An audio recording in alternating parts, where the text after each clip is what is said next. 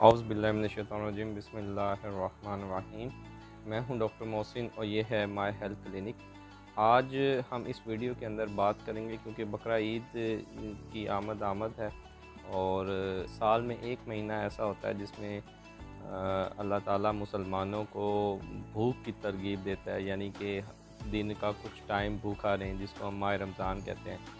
और एक महीना ऐसा है कि जिसके अंदर वो एक इंतज़ाम करता है अपने बंदों के लिए कि वो गोश्त का इस्तेमाल करें, वो गोश्त खा सकें, वो फ्री में हो जहाँ से भी हो। तो एटलीस्ट जब भी कुर्बानी करते हैं तो 3 हिस्से तो करते हैं, एक अपना हिस्सा, एक रिश्तेदारों का हिस्सा और एक गरीबों का हिस्सा। तो आपको अपने घर वाला हिस्सा तो मिलता ही मिलता है। आप किसी के रिश्तेदार हैं तो जब आप करते हैं तो उनको देते हैं, तो वो आपको भी तो देते हैं। तो यूँ हर इंसान को, ख़ास तौर पे ये मुसलमानों में ये रस्म है कि वो ईद मनाया करते हैं, तो ईद पे वो गोश्त खाने को मिलता है और वो रेड मीट होता है। दुनिया में 2 तरह के गोश्त होते हैं, एक वाइट मीट जिसमें चिकन है, जिसमें फ़िश है, और दूसरा रेड मीट होता है जिसके अंदर बीफ है, मटन है। तो हमारे यहाँ भेड़े को ज़िबा किया जाता है, ऊँट को ज़िबा किया जाता है, बकरे को, दुम्बे को, ये जानवर ज़िबा किए जाते हैं। लेकिन इसके अंदर ज़रूरत इस बात की होती है कि गोश्त कितना खाया जाए। तो आज इस वीडियो के अंदर बात करेंगे कि क्या कौन कौन से अफराद हैं जिनको ये गोश्त खाना चाहिए और कितना खाना चाहिए, और अगर ज़्यादा खाते हैं तो फिर मसाइल क्या हैं। तो अल्लाह ने जो चीज़ें हलाल की हैं उनको अपने ऊपर हराम ना करें, लेकिन एतदाल में रह के इस्तेमाल करें। ख़ास तौर पे जो बीफ का गोश्त यानी बड़े जानवर का गोश्त होता है, इसके अंदर चर्बी और कोलेस्ट्रॉल ज़्यादा होता है।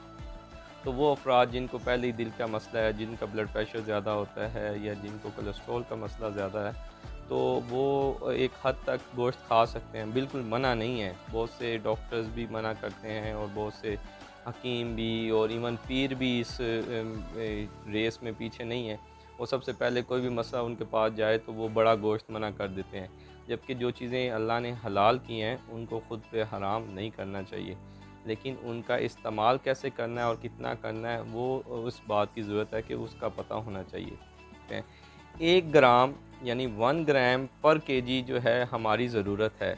यानी अगर मेरा वज़न 80 केजी है या 70 किलो है, तो 70 ग्राम की 1 या 2 बोटी जो बनती है वो मैं रोज़ाना या एक दिन छोड़ के खा सकता हूँ। ख़ास तौर पे हफ़्ते में 3 दफ़ा मैं बड़े गोश्त का इस्तेमाल या बकरे के गोश्त का इस्तेमाल 1 ग्राम पर केजी, मेरे हर किलो के लिए 1 ग्राम गोश्त की ज़रूरत है, तो वो इस्तेमाल कर सकते हैं। लेकिन हमारे यहाँ ये होता है कि जब आप खाने बैठते हैं तो फिर जी खोल के खाते हैं और दिल भर के खाते हैं कि वो फिर इतना ज़्यादा हो जाता है कि आपके लिए वो बाले जान बन जाता है।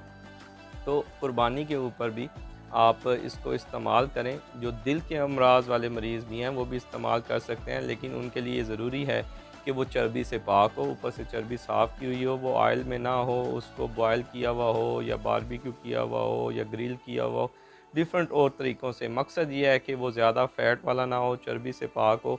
तो 1 बोटी और या 2 बोटी वो एक दिन में इस्तेमाल कर सकते हैं। गोश्त में डिफ़रेंट चीज़ें होती हैं, ख़ास तौर पे एक जो बड़ा कंटेंट होता है वो प्रोटीन का होता है, जो हमारे जिस्म की ज़रूरत है, जिससे मसल्स बनते हैं, जिससे एंटीबॉडीज़ बनती हैं, जिससे डिफ़रेंट हमारे हार्मोन्स बनते हैं। तो ये प्रोटीन हमारे लिए बहुत ज़रूरी है।